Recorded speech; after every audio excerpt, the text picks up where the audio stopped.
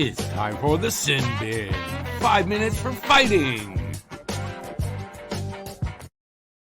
All right. Good morning, everybody, and a happy Saturday for those of you who are watching today, and a happy every other day for those of you who are watching on any other day of the week. My name is Cam. I'm one of your hosts of the Sin Bin, and I'm joined here by Alex, who is the only individual with his camera on today. Unfortunately, Let's be real here. The real reason Cam does not have his camera on today, he's got a very humiliating rash he does not want to show everyone. Yeah, right on my face, right where your mother sat on it. Anyway. That you got that from Pink Eye from the strippers you hang out with last. So no, you guys get to enjoy a beautiful picture of my sister and I at Christmas time. So enjoy that if you at your leisure. We got an interesting episode. We wanted to kind of go over our two biggest disappointments of the season this year, in terms of teams. So you guys can tell by the name of the episode of what it's going to be at. But Alex, why don't you take it away and give it a little bit more information? Yes. So this year we have two teams that we're going to be concentrating who we believe are the biggest disappointment. My pick, based off of, you could probably tell off the title screen, is the Ottawa Senators, where Cam's pick will be the Seattle Kraken. I'll go a little more in depth right now. So when I look at the Ottawa Senators this year, I predicted them to make a pretty progressive step forward. They have a pretty good young core. They have some really good forwards. However, they have dealt with some issues both on and off the ice prior to this prediction. One of the biggest things was Shane Pinto getting slammed with a 41-game suspension for gambling. So that obviously took away a big key middle six forward, even potentially top six forward, depending on how you look at him. Tim Stützle has kind of been a walking, not the player he was last year outside the diving. But I actually like the player. Freaking German Olympic gold medalist Tim Stützle. He definitely embellishes quite a bit. But I actually like Stützle as a player. I just wish he'd stop diving. $8 million a year to dive. It's crazy. But and then the one thing I was critical that has really hurt this team quite a bit this year is their goaltending. Korpisalo has not been good. They signed him to, I think it was, a 4-year, $5 million a year deal, or it was 5 years, $4 million. I think it was the former, 4x5. But he has had just a very, very rough year just in general. The numbers haven't been good. He was brought in to be their starting goaltender. I think he's got a borderline sub 900 save percentage. I don't remember it off the top of my head. But then you just look at this team. One of the big things with Ottawa that has really come out and been an issue with them is they're allowing, based off of partially because of Korpisalo, they're allowing an abundance of goals. Last year, all season, they allowed 261 total goals in 82 games. We have 10 games to go. They've already allowed 251.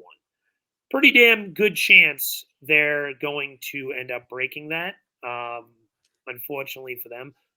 I'm sorry, they allowed 271 goals. They've allowed 251 right now. So with 10 games to go, I think there's a realistic chance they end up breaking that. But then you look at pieces just in general. They're not playing that good. For the talent that they have, their power play hasn't been, much to gloat about. Their penalty kill has been, so-so, but I just look at Ottawa and I look at a team that was supposed to take the next step this year. They have an abundance of talent in their top six. Brady Tkachuk is one of the better first line wingers, in my opinion. As much as I rave about Claude Giroux, this is one of the players in the league that has aged like fine wine. He's putting up almost a point per game pace again this year. He's probably going to get close to 70 points. Even Pinto, when he came back, has been good, but still missing half the season is a big issue. Drake Batherson avoided the Hockey Canada scandal, and he's been pretty damn good for them. But their bottom six and their defense, I don't know if Chychrun has been as advertised. He might be looking at a fresh. No, but he's been a good fit. He has. He's been a good fit with Ottawa. That their problem isn't so much. I think it's their youth. I mean, you can contribute that to the roster, but developing these guys like we all thought. It's a bad locker room. It definitely is. It then like Brady Tkachuk with the issues that I don't know how much of a leader this guy is, and I like Tkachuk the player and I like Tkachuk the person. Too young. but I don't know if I like tPuck the leader. Not enough veteran Like, leadership in that locker room to appropriately get him to the level he yeah. needs to be. It's going to be like the Edmonton Oilers were 10 years ago with that team. But I don't think that makes them the biggest disappointment. So give me your reasonings for the Seattle Kraken, which I am sorry if I gave that away, but I think the C should. That's fine. Yeah, you ought to see them suck. Anyway, it it is what it is with them. I think Dave Haxtell is the primary reason. For the reason why that team is so bad. If you look at their roster on paper, they're pretty good. They're pretty deep. With players like Andre Burakovsky, Jordan Eberle, Jaden Schwartz, Oliver Bjorkstrand, Yanni Gord, who was they have some Stanley Cup winners on here too. So Jared McCann, Brandon Tanev, Kyle Yamamoto, Thomas Tatar, Ellie Tolvanen, Matty Beniers, Logan Morrison, Ty Carty, and some more. Pierre-Wood Belmar, they have some good stuff in their defense. Vince Dunn, Jamie Oleksiak, Adam Larson. Say what you want about him, but he's actually doing well for them. Brian Dumoulin, Justin Schultz, William Borgen, Riker Evans, Cal Fleury, and then goalies you have Philip Grubauer, and I think they have a guy in Joey Decord. I don't really know much about him, but they also have Chris Dreiger. So I just think there's more to that team that they have. So I expected them to make the playoffs this year. That was definitely an expectation. There's no question about it. That roster should have got you into the playoffs. Oh,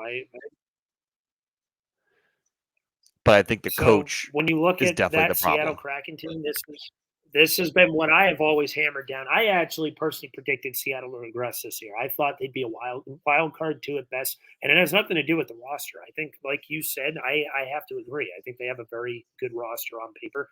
Jordan Eberle is one of my favorite players, non-flyers in the league. I think Vince Dunn is a great defenseman, and then Matty Beniers came off a phenomenal rookie season, and they got talent there. But the issue with Seattle is just always been, and that's what I call him. Dave Haxtell is a Band-Aid coach. He has no consistency with the way he has not adapted to the NHL style. His style is unscreened shot from the point. Think that you can keep meshing with lines and just throwing crap together and hoping it'll stick. And he doesn't really know how to translate to the locker room. At least this is the crap I saw with him in Philly. He has this love for these bottom six vets that do not have a high ceiling over potentially playing some of your younger players that can really integrate into your lineup. And Dave Haxtell has always just been that type of coach. So that's why I expected a partial regret with Seattle. Well, regression, I say regret. Listen to me. Regression with Seattle this year. It's just I never thought Dave Haxtell was a good coach, and it's just showing this year. He had a fluke year last year. But I can kind of see that, and I think that's where their problem is. I mean, they look at what they traded away Alexander Weddenberg, and I don't think he was going to stay because I think this was his last year on his contract. But just looking at that roster, I feel like they would have figured it out, and I think it was like one of those situations where they were in it until they shot themselves in the foot. I mean, they're definitely firing Haxtell. There's no question about it. They cannot proceed. Or I'm going to laugh at them next year. They can't. That ownership, if they really want to go anywhere, they need to look at that roster and see what they have, because they do have a lot of talent on that team. I mean, it's a team that should be in the playoffs. There's no question about it in my mind. I mean, if you look at where they are in the standings, I mean, they're definitely better than I think they're better than the friggin' Blues. Are the Blues in the playoff spot right now? No, they're not. But they're, in terms of like where they are, like, and I'm talking in general. Maybe I should just like generally speaking, like the teams that are ahead of them. I think that's fair, and I think the Blues are ahead of them. Yeah, yes, they are. They're 9 points ahead of them, actually. Yeah, but Seattle's not making the playoffs this year. We can already tell just based on. Yeah, no, they're not making the playoffs. I think they're better than Minnesota, for sure. I think they could, honestly, if the Preds didn't get so goddamn hot, I think they're better than the Predators. I don't know about that one. I think they're a lot deeper than the Predators. I do. I think Nashville's decor and goaltending is better. Nashville has maybe two defensemen. I don't know their team off the top of my head, but I still think that in terms of whole roster, still a stud. Oh, I'm not doubting that. No, UC Saros is amazing, but Philip Grubauer isn't no scrub either. He's not a bad goaltender. You know what I mean? Yeah, outside, like they have Roman Josi, Ryan McDonough, Tyson Berry. Oh, I get. Yeah, they have Luke Shen. I guess their core is a lot better than I thought it was going to be. See? But I still think Seattle is deeper. See, But the reason that's why my I look opinion. no, and that's fair. I'm not gonna because Seattle is one of my biggest disappointments too. But I go at Ottawa mainly because this was the year they were supposed to make that next step. And part of it isn't all their fault because their fucking upper management is a joke. Like with the crap that they dealt with. You fire your head. They should have fired their head coach Pierre Dorian last freaking Christmas. He was so terrible. I have no idea why it took till this season to launch that guy into the sun. But you fire your coach, you usually get a spark. And this top six is as good as it is on paper. They didn't ignite that spark that they were supposed to get. What? This is when you look at the Ottawa team. They should be a lot better than this. They're better than my Flyers on paper for sure. Yeah, but that it's the same thing. Like if you look at the Leafs a couple of years ago, over the last few years, have been extremely good on paper, but they couldn't put pen to paper. You know what I mean? That's the issue. At least we already knew what their issues were. Is their decor, and but at least they're getting into the playoffs, and their coach is a joke, and they have a star talented roster. So I would argue that Ottawa also has that, and I'd say that's a pretty huge disappointment. Correction: Ottawa's coach is DJ Smith. I don't know why I said Dorian. I'm sorry. Sorry, but it's kind of hard because I envisioned both these teams in the playoffs, but I didn't expect Ottawa to make it. I expected Seattle to make it, and I didn't expect Ottawa to make it because of the other teams in the Eastern Conference, mainly in the Atlantic Division. That was like because you still had to compete with teams like Florida, Toronto, Boston, Tampa, even, for some divine reason, they just won't fucking go away and die. Like they should just die. No offense to Tampa fans. You guys have had tremendous runs, 3 straight cup finals. That's amazing. They're the new Penguins. They're not going away. They need to go away. But they really do. I actually thought, to be honest, just to add like an honorable mention here, I thought Montreal was going to make a good progressive step this year too, but they were injury riddled. Ready. I even said at the beginning of the year, they're one line and their decor is still so. It wasn't. I didn't think they were going to make the playoffs, but they were definitely going to be better where they are right now. And the reason why I say that is because, barring their injuries, they were running multiple lines. They've had to juggle. So Martin St. Louis had to juggle so much. Losing Kirby Dach was a big blow. Yep, that was huge. That was a season injury, and then they were injury riddled for the rest of the season. It was just one of those things, you know what I mean? And I think that they could have made so much this year. It was more prior years, but we're getting a little off topic on this. Honorable, where I think another team that kind of disappointed me, and this is coming from a Boston Bruins fan who thinks that team is going to be good in the next 3 to 4 years. So I will say this. I understand your point when it comes to Ottawa. I still think they had enough talent to make the playoffs. I'm going to say this. I thought Boston was going to regress a little bit. I had Ottawa originally ending as the 2 or 3 spot in that division. I had that was ambitious. Last year's New Jersey. I didn't think the Bruins were going to fall out of the playoffs, as I stated earlier in the year. I thought they'd be like the 3 seed of the wild card. And you want to know what's even crazier? Seattle and Ottawa are pretty much on opposite ends of the spectrum when you compare each of their stats. It's kind of crazy when you look at it because where one team is weak, the other team is stronger. In all these scenarios, they stopped scoring this year. They were such an offensive juggernaut last year. This year, they're just not scoring. Is what it really comes down to. I think they have like Bailey over 200 goals. I think they don't even have. They've only scored 193 goals this year. It's not cutting it. Was it only that much? I thought it was a little bit more than that. 193 at this point. And we're 3 weeks away from the season ending. Oh, they let up 200. I think they let up 200. They're not playing bad defensively. Their goaltending's been good. They just can't score. They're a bottom. I think they might be a bottom 5 team in goal scoring. If they're not, they're close to it. It's been bad. They did not score 100. They didn't score 193. They scored 193 less, but that still matters in something. Yeah, they have 10 games left. They've scored 193 goals. That's I think an average of 2.5 goals a game in this offensive era. That's not cutting it. That's just not cutting it. But when I look at Ottawa, the issues here is these guys aren't making the right step. And they've had some off the ice issues, I feel like, that has really hurt them. As I've said before, Their youth, as you mentioned, their youth isn't developing, but their decor, they like Artem Zub is a solid defenseman in my opinion. Obviously, Jakub Chikrin, who might be on the move this offseason, depending on what they get. Thomas Chabot's been on and off the injury list, so that's been an issue too. So I mean, you got to look at injuries to an extent. Their power play is terrible. I think. Oh, Joshua Norris has been out for them. Yeah, Well, no, I think yeah. that's been part of the issue. Yeah, Josh Norris. I think his was more recent. I think his was, actually no, it wasn't. No, he's been in and out. Yeah, he got given season-ending injury status a few weeks ago. So I think he's been longer than that. So yeah, I think even with those players in the lineup consistently, they were not going to make the play. I did not have Ottawa. I thought Ottawa was going to be last playoffs. with New Jersey and just take that big step because just what they have on paper, I thought, and then there was some teams. I thought the Bruins were going to regress. I thought Tampa was going to regress. I thought the Rangers were going to regress. That's my biggest surprise of the year. Yeah. Oh no, the biggest surprise of the year for me is Vancouver. That's fair, but I thought the Rangers were going to regress. I wasn't drinking the Lavi stew this time. I thought he's always been a great offensive coach, but I didn't think that with what the Rangers had on paper, I thought they were going to flat out miss the playoffs. Yeah, but then if you look at what they did in that trade deadline, God.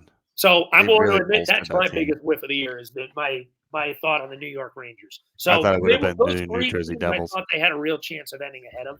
And I thought they were going to take that next step. Like I said, I thought I had Ottawa ending second or third in that division. I had Florida winning it, but I thought. So then, how do we want to assess it? Because it's kind of like we have two different ends of the spectrum. One, we believe the coach. The other, we believe the team and the injuries. Because I think if you look at this, this is the difficult piece here. From a talent perspective, Ottawa is being held back by their youth. Where from a coaching perspective, Seattle's being held back by their coaching and their lack of scoring. So I think these are definitely two of the biggest disappointments, but the reason of disappointment are for different reasons. Plus, they're completely different. An abundance of off the ice issues when it came to their general management, their coach getting fired, who should have been fired over a year ago. It's just been Ottawa's been a bit of a clown show off the ice for sure. Yeah, well, especially their off ice crap that's been going on. I mean that's just ridiculous. But I don't want to use that to play into the reason why they suck so bad because it was one player with Shane Pinto. But that's a big player. He was a young player they expected to progress. Who is in their middle? You can even argue. Yeah, but look at what else they had. They still have Norris, Stutzla. They had Tarasenko. They signed Tarasenko with the. They definitely knew what was going on with Pinto because you know what? Of that Tarasenko signing. About it, I think you can put some of Ottawa's issues on their coaching too. Because DJ Smith was a bum. Yep. And he had I think so. Yeah, he wasn't great, but I think they also had a goaltending issue. I think the Kraken's own. I said if one thing was going to hold them back, it would be the signing of Korpisalo. I thought that contract was putrid from the start. I think the biggest issue with Seattle is it is just their coaching. You can say they're scoring, but that leads back to coaching. I think that all leads down to it. Their system doesn't work. Their system doesn't work, but the players got to find an opportunity to score. If you're talented, you're still going to have opportunities to put the puck in the net. Them having 193 goals through 72 games, they're averaging about 2.5 goals a game. I don't care what coach you have. There's no excuse for that. You got to be scoring more than that. No, it depends on the system. Issues have always been is he does not let teams consistently let their lines build chemistry. And he has this fascination with unscreened shots from the point, and it's garbage. Here's why I say Seattle's the biggest disappointment too. They are the middle of the pack in pretty much almost everything, except goal scoring. They're near the so there was. I think there were just expectations there, and I think people saw Seattle making the playoffs more so than Ottawa, largely because of the division that they were in. Ooh, boy, was I wrong on that one. But and so weren't other people. I mean, that division is not necessarily a strong division, but they're coming out to be strong. I want to correct something. I said Ottawa's penalty kill is so-so. It's even worse than I thought. They have the 31st ranked penalty kill right now. Yeah, they're garbage. They're in the 20s. Actually, so when you put it into perspective, Ottawa's friggin' special. New York, the Islanders have the worst penalty kill, if I believe. Yeah, their special teams has been awful. They have the 28th ranked power play and the 31st ranked PK. So when you look at that in perspective, who expected Ottawa's power play to be ranked 28th with the talent they have in their top six? That's inexcusable. You know, sometimes it's one thing that That I should want to be at say. the It's not bare just the minimum middle of the pack power play at I'm going to worst. use Toronto as an example. It's not just getting the top end talent; it's ensuring that the talent works together. And I think that's on the onus of the scouts and the GMs to kind of ensure that. You know, it's I not. mean, to an extent, yeah, Sometimes it's they didn't not go as always just far as taking.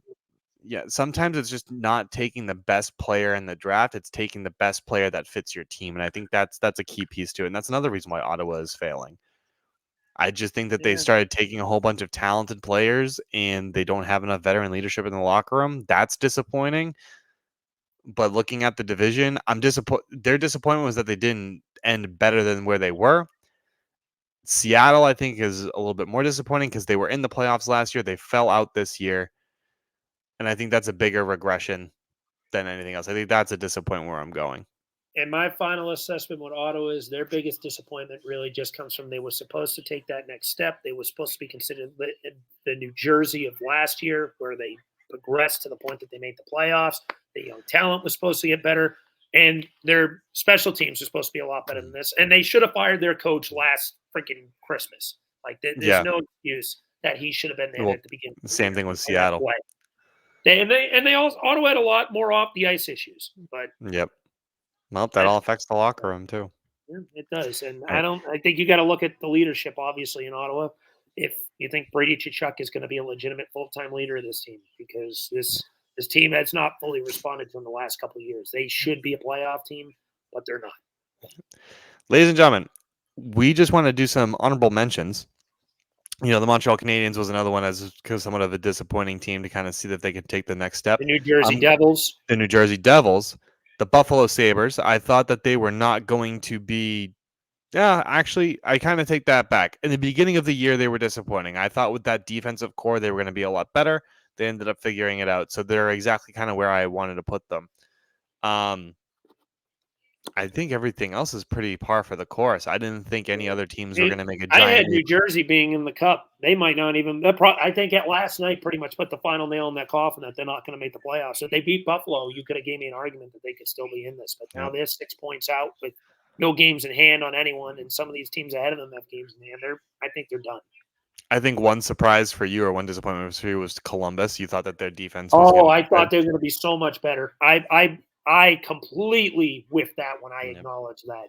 I thought Columbus was going to be battling for a wild card this year because I thought they had so many injuries last year that with that team getting healthy, I thought adding Provorov to the second pairing, adding a young talent like Adam Fantilli, they had some good players on paper. Jiricek was going to come out. I thought that their top 4 decor was going to be phenomenal, but they just look. And Alex is going to finally get his wish because I'm going to say it in a live recording. I thought the Anaheim Ducks were going to be a much better team than they ended up being. I told you there. What a fucking horror show. Told you that's there. just me being a Ducks fan at number 3. They're my third favorite team, and it's only because of the old retro jerseys, which I will be buying. We all can agree with that. The old Ducks jersey. The old Ducks jersey, there's nothing that beats it. There's nothing that beats it. Yep. I agree. No, that was the one thing Disney did right. Chef kiss. Phenomenal, yep. That jersey. Easy. But, yeah, the Ducks is just they have a lot of talent coming up in that prospect pool. The hell you covered OTA. But, yeah, I don't know. That kid Minchikov. They might be another Ottawa where they have to have this talent mesh together to make it work. So that kid Minchikov, though, dude, that defenseman, that was a friggin' steal. Wow, he's going to be good. All right. Anyway, ladies and gentlemen, that's going to do it for today's episode of The Sin Bin. Thank you for tuning in, as always. And if you feel like we missed a team or if you want to even get back involved in the argument, let us know in the comment section what you think was the biggest disappointment this year, what you thought your biggest surprise was this year. I bet you it was Vancouver because everyone thought that was a fucking surprise. Let us know. We do respond. We're happy to read them. We're happy to laugh at them. We're probably both wrong. Who freaking knows? Give us a vote. Give us a thumbs up. Give us a thumbs down. Comment that Alex smells funny. I don't really give a shit. We really love you guys. We appreciate you guys. Makes him look like he got hit by a truck. Thanks. Anyway, guys, it's always a pleasure. Thank you guys very much. Enjoy the rest of your day. I'll acknowledge Cam got the win in this one. I think he takes this. Boom. Suck it. Winning. All right, guys. Thank you very much. That's it. Have a good rest of your day, no matter what time you're listening. Ciao. Have a good one.